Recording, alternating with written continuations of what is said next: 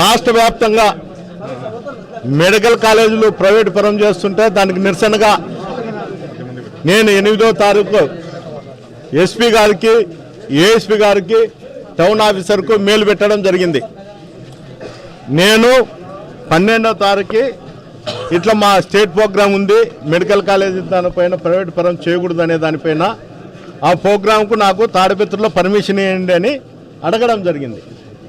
అందులో భాగంగా రాత్రి 10:30కు మీరు ఎనీ మండల్ ఎక్కడన్నా కానీ ప్రోగ్రాం చేసుకోవచ్చని స్టేషన్ ఆఫీసర్ అయినటువంటి సిఐ గారు నాకు మెయిల్ పెట్టడం జరిగింది.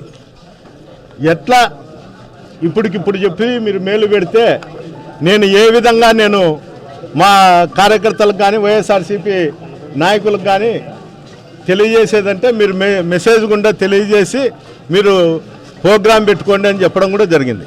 అక్కడ ఉండేటువంటి యాడికి సిఐ గారు మీకు పర్మిషన్ ఉంటే చెప్పండి, లేకపోతే లేదంటే తిరిగి నేను టౌన్ సిఐ గారికి ఫోన్ చేసి సార్ ఈ విధంగా యాడికి సిఐ గారు చెప్తున్నారు ఎట్లా నేను అని చెప్తే ఆయన నేను ఏఎస్పీ గారితో ఫోన్ చేయిస్తా మీరు పోండి అని చెప్పినారు.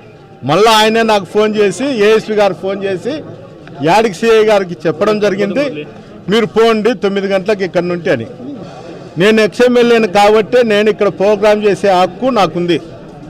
మా నాయకుడు జగన్మోహన్ రెడ్డి గారి ఆదేశాల మేరకు ఈ ప్రోగ్రాం ఖచ్చితంగా నన్ను కంటెస్ట్ చేయమని వాళ్ళు చెప్పడం జరుగుతుంది. నేను కూడా చేయడానికి కూడా సంసిద్ధంగా ఉన్నాము. అందరికి కూడా మెసేజ్ పెట్టి యాడికి రమ్మని చెప్పడం కూడా జరిగింది. పొద్దున్నే తీరా నేను 9 గంటల కిందికి దిగి వచ్చి పోదామనుకునే లోపలనే వచ్చి మీరు పోయే కాదు, నీకు ల్యాండ్ ఆర్డర్ ప్రాబ్లం ఉంది, నీకు ప్రాణహాని ఉంది, అందువల్ల నువ్వు పోయే కాదు అంట.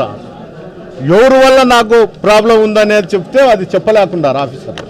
అంటే సర్టన్ ఆఫీసర్కు ఏదన్నా ల్యాండ్ ఆర్డర్ ప్రాబ్లం ఉన్నా ఇంకోటి ఉన్నా కూడా ఆ అధికారులు మాత్రము రక్షణ కల్పించాలా తప్ప అందరినీ ఇళ్లలో కూర్చోపెట్టే సంస్కృతి రాష్ట్రంలో ఎప్పుడూ లేదు. చంద్రబాబు నాయుడు ప్రభుత్వం వచ్చిన తర్వాత అధికారులు వాళ్ళ ఉనికి కోసమో లేకపోతే ఇక్కడ ఉన్నటువంటి ఎమ్మెల్యేనో లేకపోతే మున్సిపల్ చైర్మన్ మెప్పు కోసమో నన్ను ఇక్కడ కూర్చోపెట్టడం జరుగుతుంది.